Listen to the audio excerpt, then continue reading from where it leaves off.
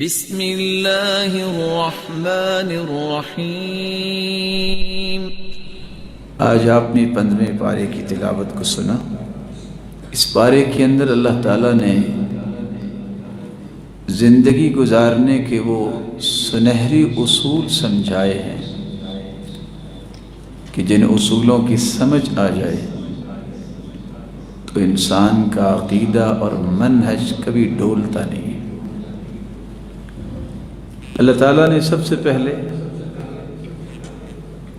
جو اس بارے کے اندر سمجھایا ہے کہ انسان جب دنیا کے اندر پریشانی کا شکار ہوتا ہے تو پھر رب تعالیٰ نے اس پریشانی کو دور کرنے کی کچھ راہیں دی ہیں۔ ایک وقت تھا کہ اللہ کے رسول صلی اللہ علیہ وآلہ وسلم کو یکے بعد دیگرے مختلف غموں کا سامنا ہوا۔ آپ کی زندگی کا مقصد تو اللہ کے ساتھ جوڑنا تھا۔ بیوی بھی فوت ہو گئی، چچا بھی فوت ہو گیا، مکے والوں نے مکہ میں رہنا بھی تنگ کر دیا، شیب ابی طالب میں محصور ہو کے رہ گئے، سوشل بائیکاٹ ہو گیا، کوئی مل نہیں سکتا، کوئی آ نہیں سکتا، کوئی جا نہیں سکتا۔ وہاں سے فارغ ہوئے، طائف کی طرف گئے تو وہاں کے گماشتوں نے بھی اس پیغام کو ٹھکرایا، بلکہ صرف ٹھکرایا نہیں، آپ کے پیچھے لگا دیا لوگوں کو، یہاں تک کہ منیب ازدی کہتے ہیں کہ مٹی پکڑ کے لوگ صرف پھینکتے نہیں تھے، فَمِنْهُمْ مَنْ حَثَ عَلَيْهِ التُّرَابِ وَمِنْهُمْ مَنْ سَبَّهُ وَمِنْهُمْ مَنْ تَفَلَ۔ ایسے بدبخت بھی تھے جو آپ کو دیکھ کے جہاں طائف والے پتھر پھینکتے، جہاں مٹی پھینکتے، گالیاں دیتے، وہاں آپ صلی اللہ علیہ وآلہ وسلم جیسا چہرہ انور تو اللہ نے پیدا ہی نہیں کیا۔ اس چاند کی طرف دیکھ کے یہ بدبخت اور بد نصیب تھوک دیتے۔ ایک ایسا وقت بھی آیا، کسی نے کہا کہ اس کا تو نسب ٹھیک نہیں ہے، اللہ کے رسول کو یہ کہنا پڑا، وَلِدْتُ مِن نِكَاحٍ لا من سفاح من لدن آدم، میں نکاح سے پیدا ہوا ہوں، آدم سے لے کے میرے باپ تک میرا نسب نامہ پاک صاف ہے۔ اس قدر غموں کی کیفیت کے بعد اللہ تعالیٰ نے ایک نئے سفر کی تیاری کروائی۔ جبریل امین کو اس وقت بھی بھیجا تھا جب آپ بالکل بچے تھے، جوان ہو رہے تھے، آپ بکریوں کو لے کے گئے۔ کس طرح آپ کو لٹا کے جبریل امین نے اس وقت بھی دل کو نکالا، زمزم سے دھویا اور دوبارہ بند کر دیا۔ اللہ ذو الجلال نے اس نئے سفر کی تیاری کے لیے دوبارہ سے یہ کام کروایا۔ جبریل امین تشریف لائے، گھر کی چھت کھلی اور وہ قصہ شروع ہو جاتا ہے جس میں سبق میں لانا چاہتا ہوں۔ سب سے پہلے جبریل امین نے آپ صلی اللہ علیہ وسلم کے سینہ اطہر کو چیرا، ناف تک، دل کو نکالا، زمزم سے دھویا اور ایمان اور حکمت کا بہت بڑا تشت جو ہے سونے کا وہ انڈیل دیا۔ یہ وہ سفر تھا جب زمین تنگ آ جائے، جب زمین میں انسان کو تنگی اور ترشی کا سامنا ہو تو پھر اس سے رابطہ کرنا چاہیے۔ اللہ ذوالجلال کے پیغمبر نے بھی رابطہ ہی کیا۔ اللہ نے زمین کی سیروں کے ساتھ ساتھ آسمانوں کی سیروں کا بندوبست کر دیا۔ ایسے ہی ہوا، براق جو گدھے سے بڑی تھی اور خچر سے چھوٹی، اور کمر اس کی بہت لمبی تھی، سفید رنگ کی، جبریل امین نے لا کے کھڑی کر دی۔ حکم ہے اللہ تعالیٰ کا، جو ہی اللہ کے رسول اس پہ بیٹھنے لگے فاستحیت من، آج تک اس پر کوئی سوار نہیں ہوا تھا، وہ حیا کرتے ہوئے پیچھے ہٹ گئے۔ جبریل کہتے ہیں اس پیغمبر سے بھی حیا، سوار ہوئے، جبریل بھی ساتھ ہی سوار ہوئے، ایک قدم اٹھاتی اور جہاں تک نظر انسان کی جاتی ہے قدم وہاں جا کے رکھتی۔ وہ سفر جو 40 دن کا سفر تھا مکہ اور بیت المقدس کا، آنن فانن رسول اکرم صلی اللہ علیہ وسلم کو لے کر یہ براق بیت المقدس پہنچے۔ انبیاء علیہم السلام موجود تھے، اللہ کے رسول صلی اللہ علیہ وسلم سواری کو باندھنے لگے، جبریل امین علیہ السلام نے کیسا پر لگایا اور پتھر میں سوراخ کیا، کہا یہاں نہیں، آپ نے یہاں باندھنا ہے۔ پھر آپ نے تمام انبیاء کو نماز پڑھائی، وہاں سے پھر اگلا سفر اللہ کے رسول صلی اللہ علیہ وسلم کو لے کر سبحان الذی اسری بعبدہ لیلا من المسجد الحرام الی المسجد الاقصی، وہاں سے پھر آسمانوں کی سیر، پہلے آسمان پر پہنچے۔ کون ہے؟ جبریل امین نے جواب دیا جبریل ہوں۔ آپ کے ساتھ کون ہے؟ کہا میرے ساتھ محمد صلی اللہ علیہ وسلم۔ دروازہ کھولا گیا، پہلے اور دوسرے اور تیسرے ساتوں آسمانوں کی سیر کروائی۔ اللہ عز و جلال نے یہ سیر کیوں کروائی؟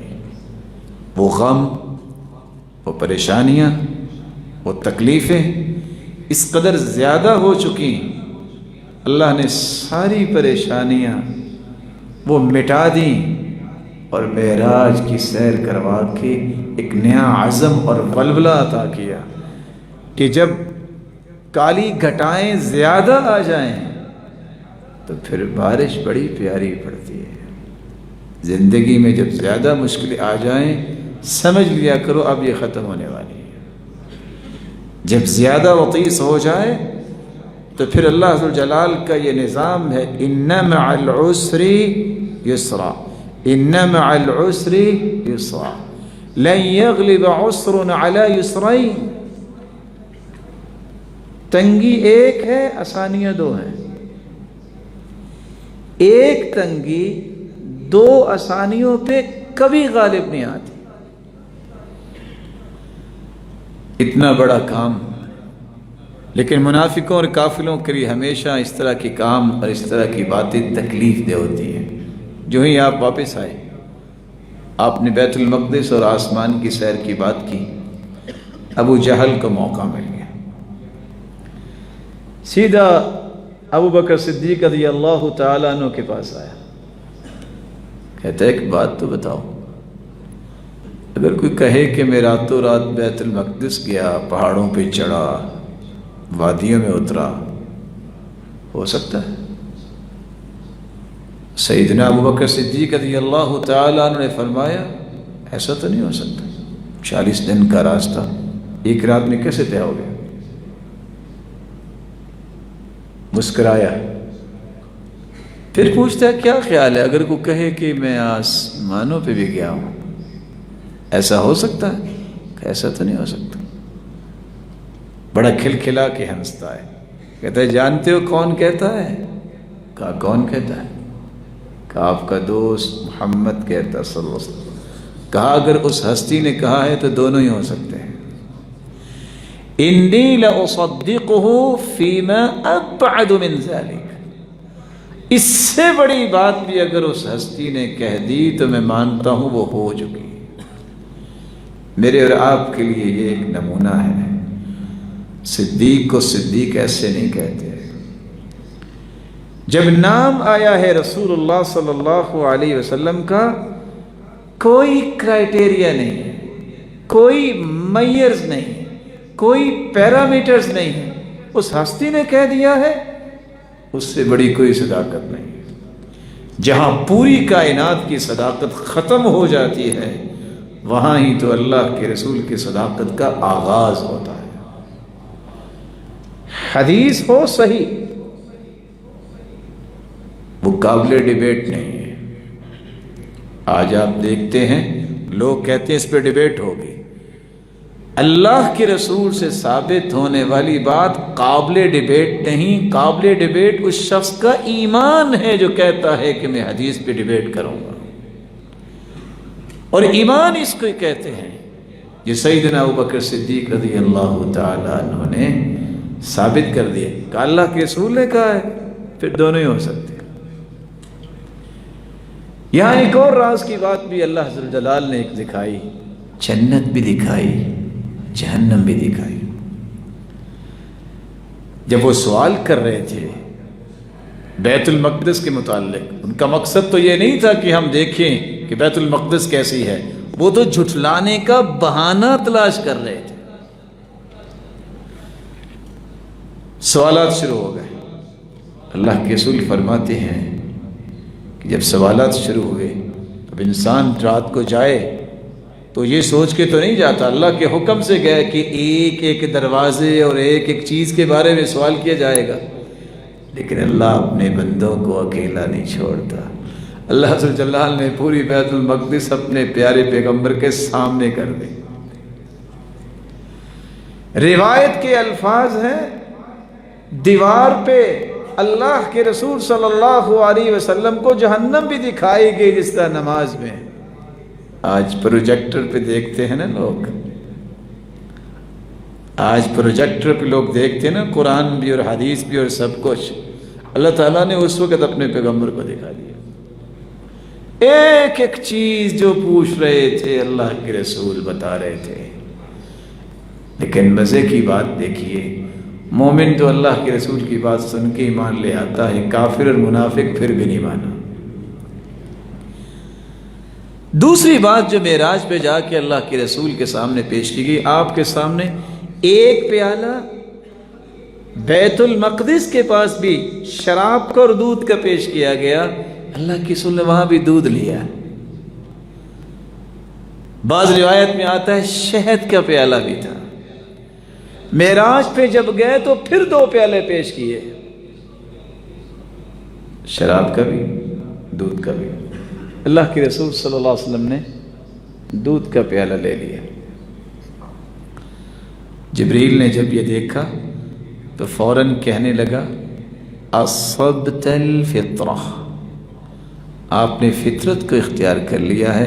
ولو اخذت الخمر لغوت امتک، اگر آپ شراب لے لیتے تو آپ کی پوری امت گمراہ ہو جاتی. بڑے کی غلطی پوری قوم کی غلطی ہوتی. آپ صلی اللہ علیہ وآلہ وسلم کو اس پوری سیر کے اندر صرف دودھ پسند آیا اور دودھ پینے کا موقع ملا. زندگی کے ساتھ تعلق رکھنے والی ایک بات ہے، ڈاکٹرز بڑا کچھ کہتے ہیں، ڈاکٹرز بڑا کچھ کہتے ہیں، یہ کرو اور یہ نہ کرو. ان کی بھی ماننی چاہیے، آخر ڈاکٹر ہیں. لیکن سب سے بڑے ڈاکٹر محمد الرسول اللہ ہے. اگر آپ زندگی کی آخری سانس تک اپنی ہڈیوں کو مضبوط رکھنا چاہتے ہیں، کبھی دودھ نہ چھوڑیں. اگر آپ چاہتے ہیں آپ جملہ کتب حدیث نکالیں، آپ کو صرف لفظ ملیں گے تو صرف دودھ کے متعلق ملیں گے کہ یہ کھانے کا بدل ہے، اور کوئی چیز نہیں. اس لیے ہم دعا کرتے ہیں. یاد ہے کسی کا دعا دودھ پی کے کیا دعا پڑھتے ہیں؟ نہیں یاد کسی کو؟ اللہم بارک لنا فیہ زدنا من. اس لیے فرمایا ثلاث لا ترد، 3 چیزیں جب پیش کی جائیں تو واپس نہ کیا کرو. اللبن، دودھ پیش کیا جائے تو واپس نہ کرو. والطیب، خوشبو واپس کی جائے، خوشبو دی جائے تو واپس نہیں کرنی چاہیے.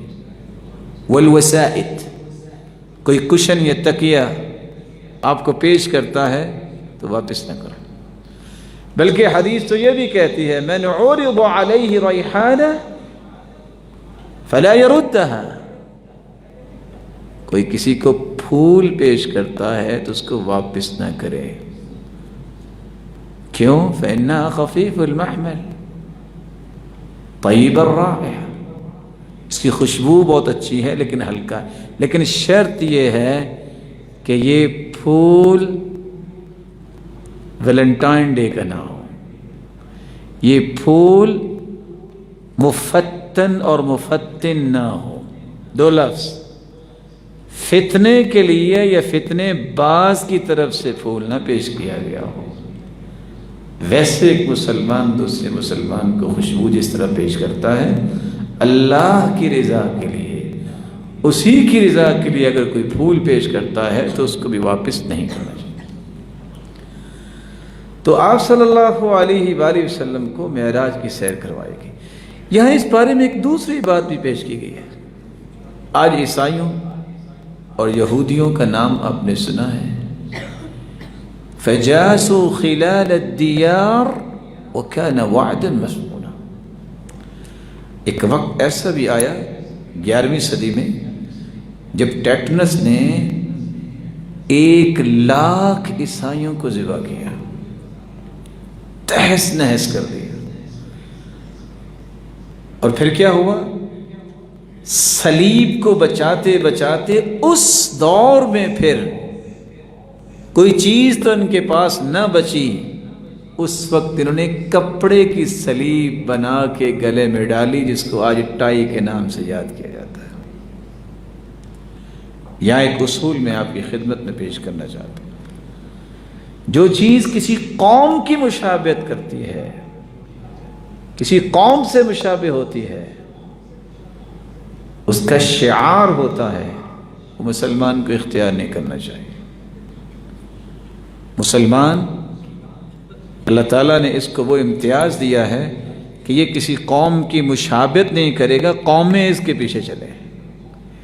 الاسلام یعلی ولا یعلی علیہ، اسلام بلند ہے، اس سے کوئی بلند نہیں ہو سکتا. ہو سکتا ہے کسی کے ذہن میں سوال آئے کہ اگر ٹائی تو نہیں پہننی تو پینٹ بھی تو کافر پہنتے ہیں. نہیں، شاید کہ آپ کے علم میں وہ سب سے پہلے ترکیہ نے یہ ایجاد کی تھی، مسلمانوں نے پہنے. آپ ورکنگ ایریا میں ہیں، مشینوں میں کوئی کپڑا نہ آ جائے تو انہوں نے یہ اس طرح کا لباس بنایا. اسی شیخ البانی رحمۃ اللہ علیہ نے فرمایا فیہ مصیبتان، اس میں 2 مصیبتیں ہیں. اگر اس لیے آپ پہنے فلاں کافر نے پہنی بڑی اچھی لگی، جائز نہیں ہوگی.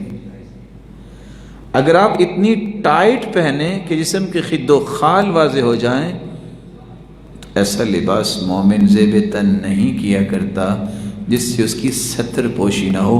یہ 2 چیزیں اگر نہ ہوں تو آپ اس کو پہن سکتے ہیں. رسول اکرم صلی اللہ علیہ وسلم پر ایک تیسرا پیغام جو اترا ہے، ان هذا القرآن یہدی للتی ہی اقوام. دنیا کے اندر جتنے بھی ادیان باطلہ جو ہیں وہ لوگ لے کر پھر رہے ہیں، کبھی ہدایت کی راہ نہیں دیں گے. دین وہی ہے جو اللہ نے اتارا ہے، زندگی کا وہی طریقہ ہے جو اللہ نے سمجھایا ہے. آپ عیسائیت کو دیکھ لیں، آپ یہودیت کو دیکھ لیں، ظلم سے بھرا ہوا نظام ہے ان کا.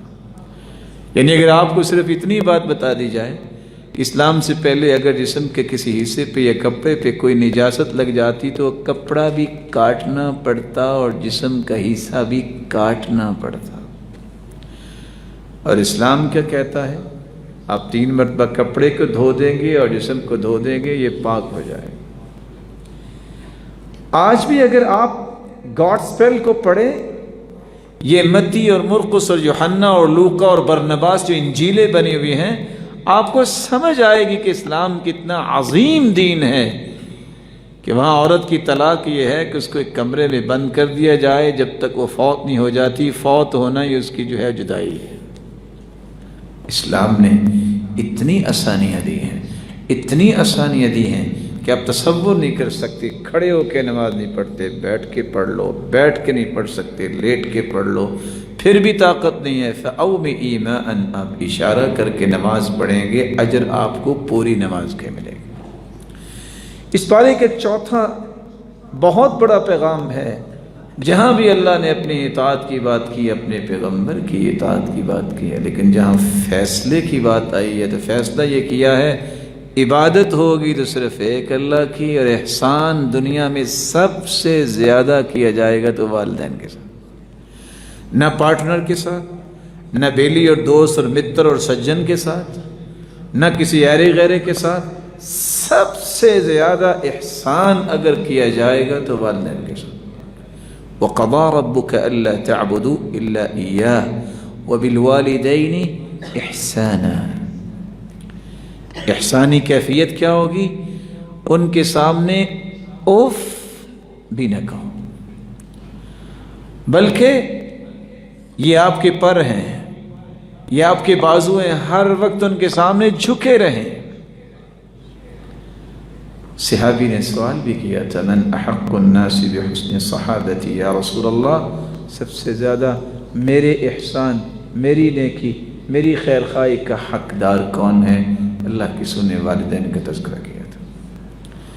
قرآن مجید میں اللہ عز و جلال نے ایک راز پیش کیا ہے اسی ضمن میں، جب دشمن اللہ تعالیٰ کا جہنم میں جانے لگے گا، جہنمی کہے گا یود المجرم لو یفتدی من عذاب یومئذ ببنی، یا اللہ میرے بیٹوں کو جہنم میں ڈال دے، مجھے چھوڑ دے۔ سب سے پہلے کس کو جھونکائے گا؟ جس اولاد کے پیچھے وہ حرام کھاتا ہے، جس اولاد کے پیچھے وہ کیا کچھ کرتا ہے، کہے گا ان کو جلا دے یا اللہ، مجھے چھوڑ دے۔ وَصَاحِبَتِهِ وَأَخِيهِ، اللہ بیوی بھی جلا دے، مجھے چھوڑ دے۔ فدیہ دے رہا ہے، بھائیوں کو بھی جلا دے، مجھے چھوڑ دے۔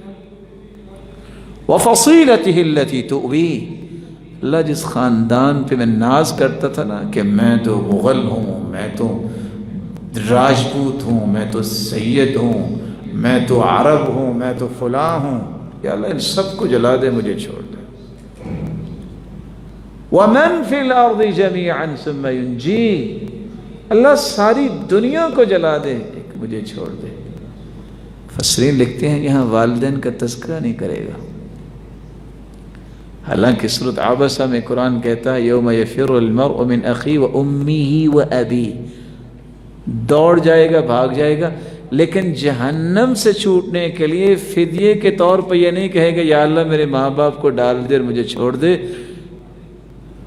کیونکہ سلف کہا کرتے تھے اگر قیامت کو بھی کوئی کہہ دیتا نا اللہ میرے والدین کو جلا دے، مجھے چھوڑ دے، تو اسی کہنے پہ اسے جہنم میں ڈال دیا جاتا، کہ جس کی وجہ سے تم دنیا میں آئے ہو ان کو جہنم میں ڈال کے تم بچنا چاہتے ہو۔ ایک پانچواں اصول بھی اللہ تعالیٰ نے اس پارے کے اندر بیان کیا ہے، اور وہ اصول کیا ہے؟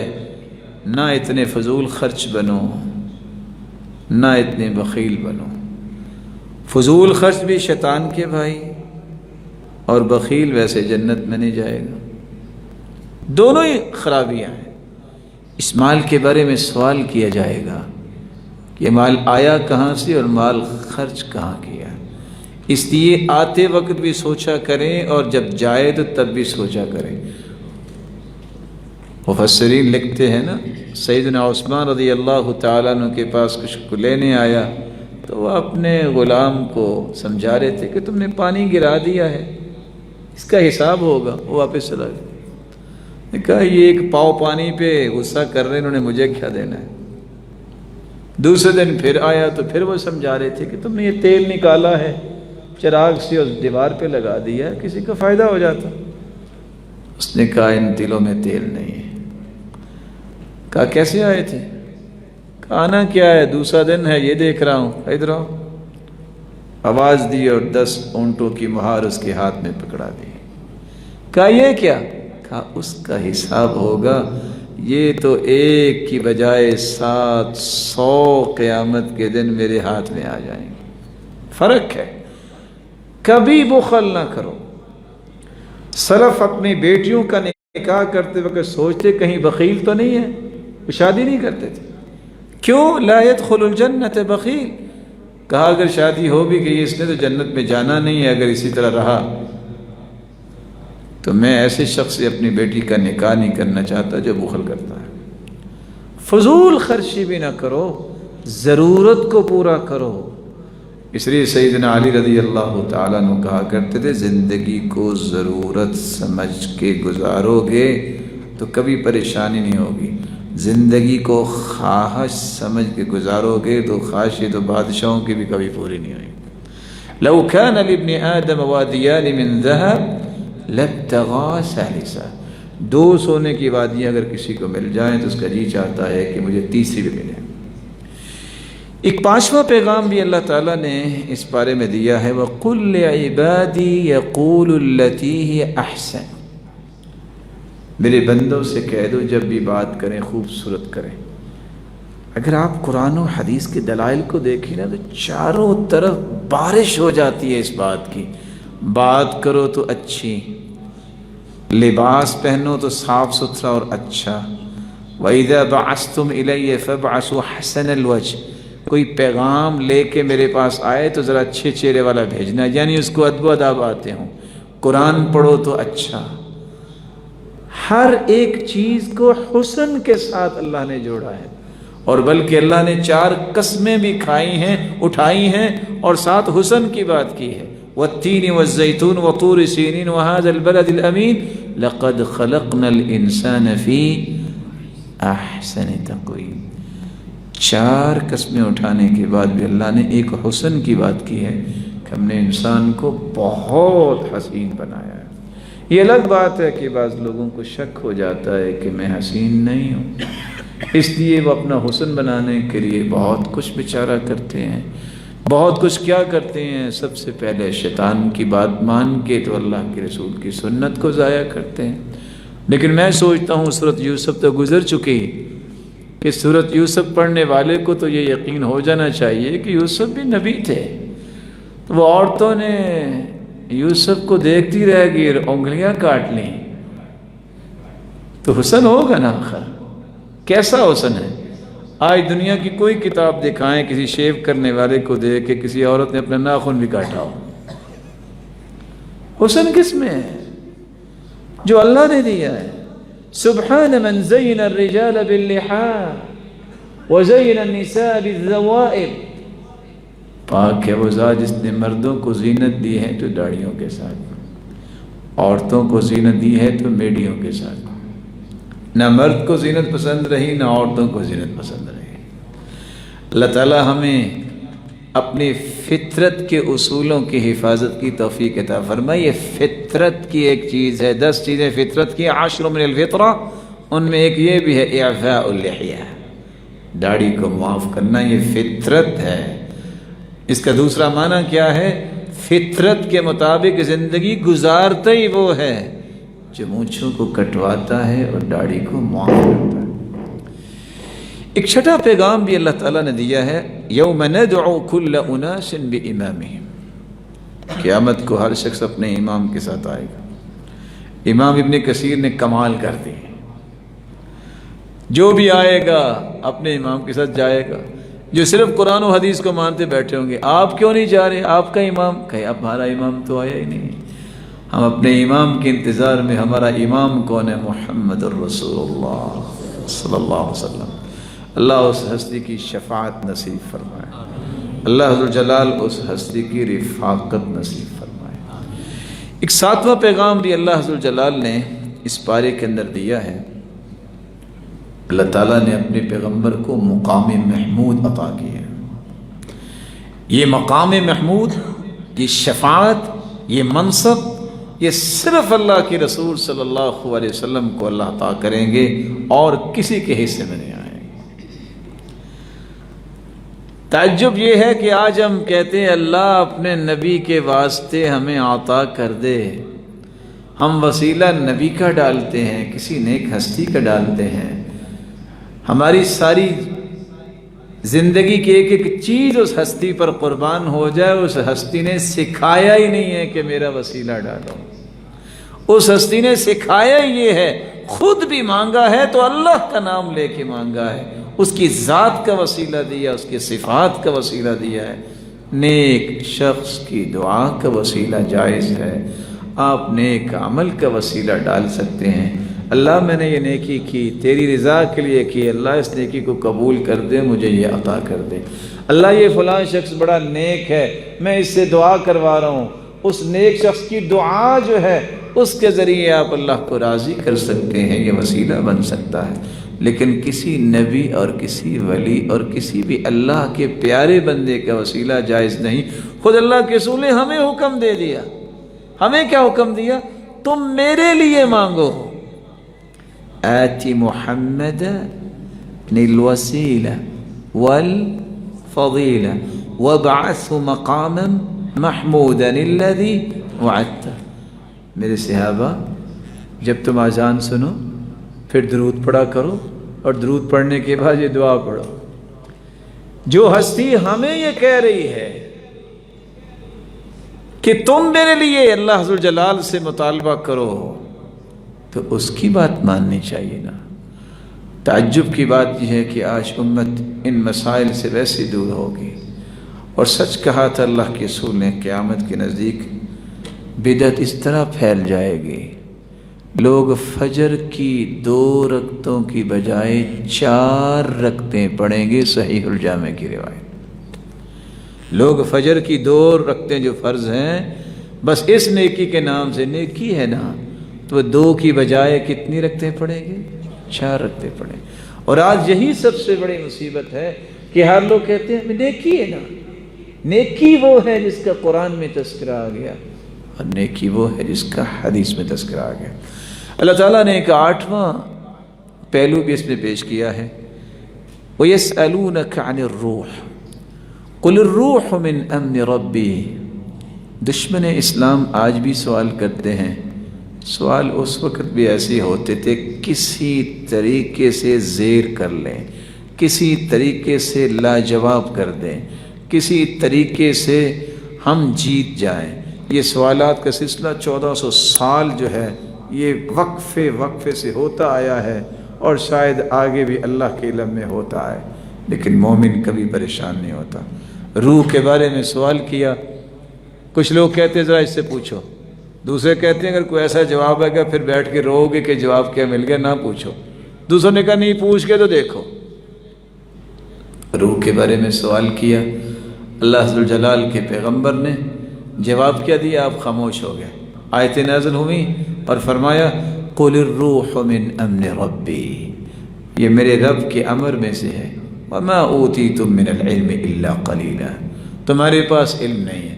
آج سائنس نے بڑی کوشش کی اور کہا 22 گرام کی ایک ایسی چیز ہے جو جسم کے کونے خدرے میں کہیں چھپی ہوتی ہے، جب روح نکلتی ہے تو انسان کا 22 گرام وزن کم ہوتا ہے۔ اچھا جی، وہ دیکھی کس نے ہے؟ بس جیسے وہ حدیث میں آتا ہے نا کہ جب سورج غروب ہوتا ہے تو سیدھا اللہ کے عرش کے نیچے جا کے سجدہ ریز ہوتا ہے، صحیح مسلم کی روایت۔ زمین سے آسمان تک کا فاصلہ 500 سال کا، پھر اس کی تھکنس 500 سال کی، اسی طرح 7 آسمان ہے، پھر اوپر سمندر ہے، اس کی گہرائی بھی 500 سال ہے، پھر اس کے بعد اللہ ذو الجلال کا عرش ہے، اور بعد نے لکھا اس کے بعد کرسی ہے۔ سورج اللہ کے عرش کے نیچے سجدہ ریز ہوتا ہے۔ نیوٹن کہنے لگا کہ ہاں 3 آسمان تک سورج جا سکتا ہے۔ میں یہ بات پڑھ کے سوچ رہا تھا بیوقوف انسان، تمہیں کیا پتا سورج ہے کیا؟ فیثاغورس کہتا ہے نہیں 4تھے آسمان پہ جا سکتا ہے۔ تمہیں کیا پتا آسمان کیا ہوتا ہے؟ تمہیں کیا پتا کہ یہ میئر جو آپ نے اپنی عقل سے سوچے ہوئے ہیں اللہ ذو الجلال کے وہ کام ہیں، اللہ ذوالجلال کی وہ تدبیریں ہیں، اللہ ذوالجلال کوئی بات چاہیے تمہارے میز وہاں کام ہی نہیں کر سکتے۔ وہاں کون گیا دوسرے آسمان پہ؟ کس کو پتہ ہے تیسرا آسمان کیسا ہے؟ کس کو پتہ ہے چوتھا آسمان کیسا ہے؟ سیم اسی طرح روح کے بارے میں آج بھی لوگ کوشش کر رہے ہیں، اور آج بھی اٹکل پچو لگا رہے ہیں، تخمینے لگا رہے ہیں، لیکن وہ میرے رب کا علم میں ہے۔ ایک نواں پیغام، اور اس پہ میں بات کو ختم کرنا چاہوں گا۔ وَنُنَزِّلُ مِنَ الْقُرْآنِ مَا هُوَ شِفَاءٌ وَرَحْمَةٌ۔ قرآن کو ہم نے شفا بنایا ہے، رحمت بنایا ہے۔ کیسا وہ انسان ہوگا جس کو بچھو نے ڈسا، فاتحہ پڑھی وہ ٹھیک ہو گیا؟ کیسا جس کے ہاتھ بندھے ہوئے تھے، دیوانہ انسان، اس کو سورۃ الفاتحہ پڑھ کے صحابہ نے دم کیا وہ ٹھیک ہو گیا؟ آج وہ ہمارا یقین نہیں رہا۔ اللہ کے رسول نے سچ فرمایا تھا، صلاح اول هذه الامه بالزہد والیقین ویہلک آخرها بالبخل والامل۔ پہلے لوگ کامیاب ہوئے تو زہد کی وجہ سے، یقین کی وجہ سے۔ قیامت کے نزدیک لوگ ہلاک ہوں گے تو بخل کی وجہ سے اور لمبی امیدوں کی وجہ سے۔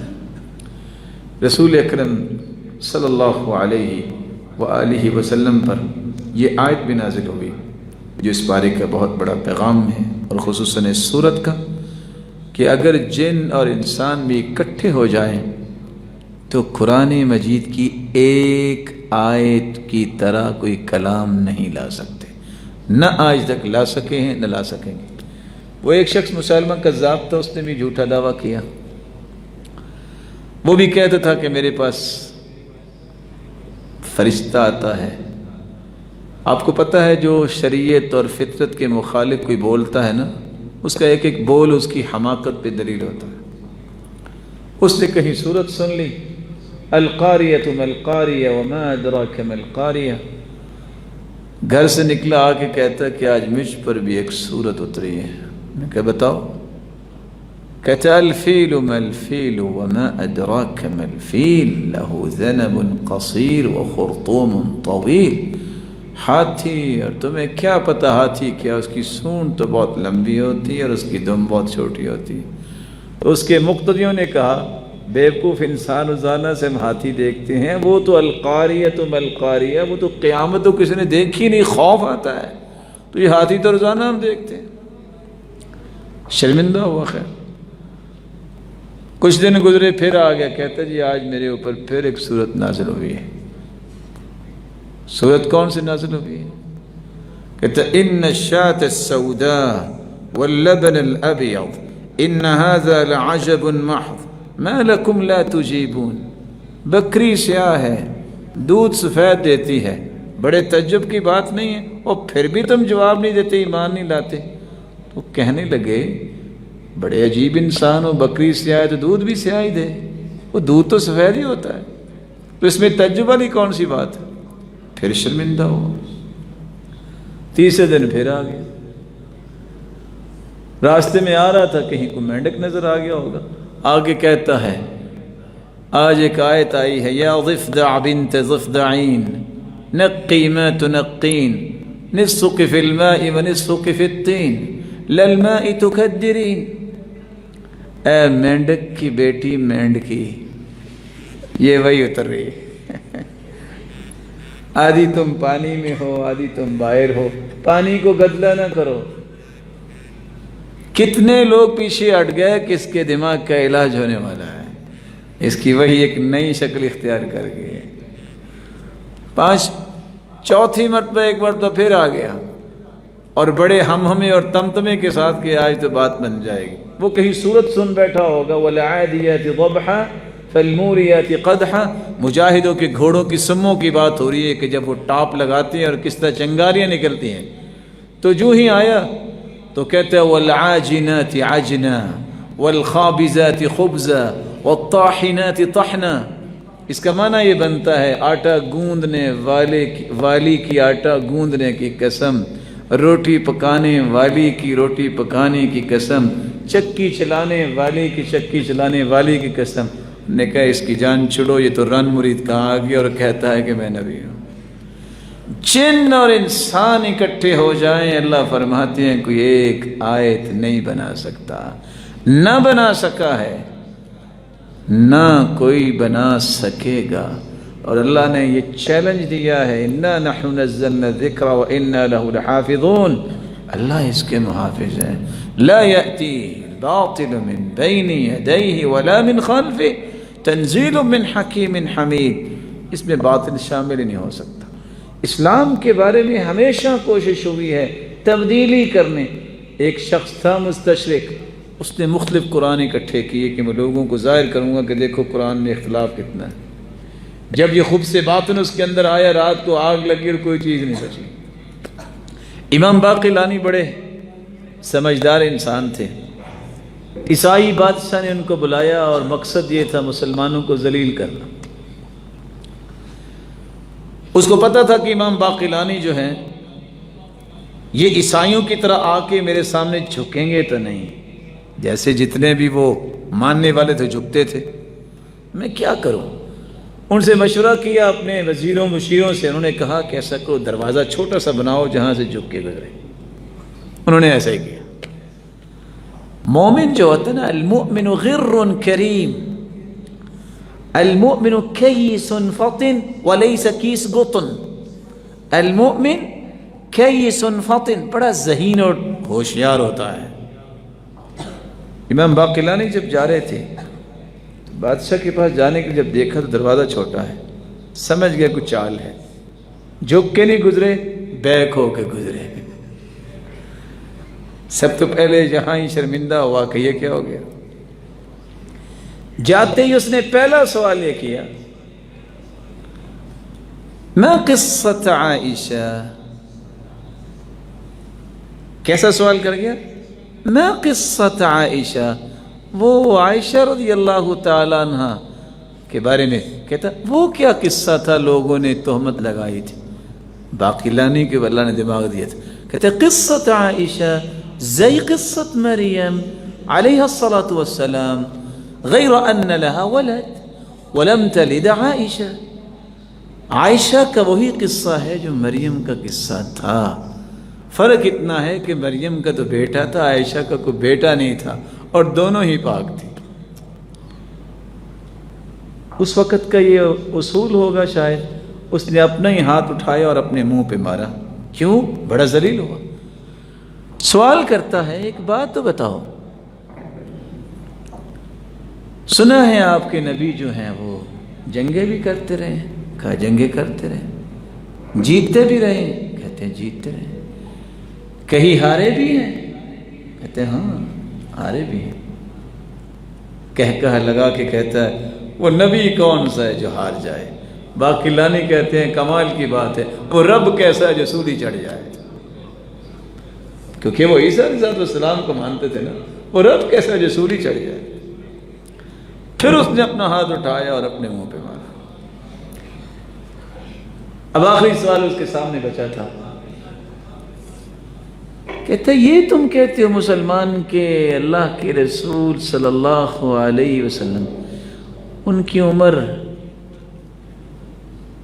55 سال تھی اور عائشہ رضی اللہ تعالیٰ عنہ کی عمر 9 سال تھی اور نکاح ہو گیا، ایسا کیسا ہو گیا؟ کہا یہ تو بہت چھوٹی بات ہے، اللہ کا بھی تو آپ کے نزدیک مریم سے نکاح ہو گیا نا، تو اگر وہ ہو سکتا ہے تو یہ بھی ہو سکتا ہے۔ یہ تیسری مرتبہ تھا کہ جب اس نے اپنی آنکھ اور اپنے منہ پہ جب تمانچہ رسید کیا تو اپنے ناک سے خون بھی نکالا اور کہا کہ اس کو واپس لے جاؤ، یہ کوئی فریت ہے، کوئی جن ہے، میں اس سے مزید بات نہیں کر سکتا۔ یہ لوگ اس طرح کے سوالات کرتے ہیں اسلام پہ، لیکن ذہین لوگ اللہ نے پیدا کیے ہیں اور ایسے ایسے پیدا کیے ہیں کہ جو ان کا جواب پتھر دینے والے ہوتے ہیں۔ ایک دہریہ تھا اور ایک شخص تھا جس نے سوال کیا تھا کہ میرے سوالوں کا کوئی جواب دے جائے میں مان جاؤں گا۔ اس نے سب سے پہلا سوال کیا تم کہتے ہو اللہ ہے، اس سے پہلے کیا تھا؟ اس نے کہا اچھا 10 کی گنتی آتی ہے؟ کہتا آتی ہے، گنو 10 9 8 7 6 5 4 3 2 1، کہتے اس سے پہلے 0، کہتے اس سے پہلے کہ اللہ سے پہلے بھی کوئی چیز نہیں ہے. هو الاول والآخر والظاہر والباطن. هو الاول لیس قبلک شیء. اللہ سے پہلے کوئی چیز نہیں. پھر وہ کہتا ہے اچھا یہ بتاؤ کہ اللہ تعالیٰ کا چہرہ کدھر ہے؟ دائیں ہے بائیں ہے آگے یا پیچھے کدھر ہے؟ کہتے اس کے لیے ایک کام کرنا پڑے گا. موم بتی لے کے آؤ. وہ لے کے آئے, آگ لگاؤ, لگا دی. فلا تضربوا للہ الامثال. اللہ کے لیے مثال تو پیش نہیں کی جا سکتی. کہتا اچھا اس موم بتی کی جو لائٹ ہے بتاؤ آگے ہے کہ پیچھے ہے, دائیں ہے کہ بائیں ہے, کدھر ہے؟ اللہ کا نور جو ہے, اللہ نور السماوات والارض ای منور السماوات والارض. زمین و آسمان کو نور دینے والا ہی اللہ ہے. اس لیے ہر جہت میں اللہ ذوالجلال کا ہی نور ہمیں نظر آتا ہے. جو بھی روشنی جو ہے یہ اللہ دینے والا ہے. اب تیسرا سوال تھا جو اس کی ذلت کا ہی سوال تھا. کہتا اچھا یہ بتاؤ اس وقت اللہ تعالیٰ کیا کر رہے ہیں؟ کہ اس کے لیے کام کرنا پڑے گا. تم وقت کے بادشاہ ہو, تم نیچے آؤ, میں آپ کے اسٹیج پہ بیٹھ کے بتاؤں. وہ نیچے آ گیا, وہ اس کی کرسی پہ بیٹھ کے کہتے ہیں اللہ تعالیٰ اس وقت تیرے جیسے بادشاہ کو ذلیل کر رہا ہے اور مجھے عزت دے رہا ہے, کیونکہ وہ اس کی کرسی پہ آ بیٹھا تھا. تو بہت سارے ایسے لوگ آتے رہے, سوالات کرتے رہے اور منہ کی کھاتے رہے. اس کے لیے قرآن پڑھنا ضروری ہے, اس کے لیے حدیث سمجھنا ضروری ہے, اور پھر علماء امت کے وہ گہرائی اور گہرائی کی باتیں سمجھنا ضروری ہے. سورۃ الکہف کے متعلق انشاءاللہ ہم کل بیان کریں گے. اللہ ذوالجلال ہمیں عمل کی توفیق دے اور آپ سب کو سلامت رکھے اور آپ کی باتوں کو قبول فرمائے. السلام علیکم.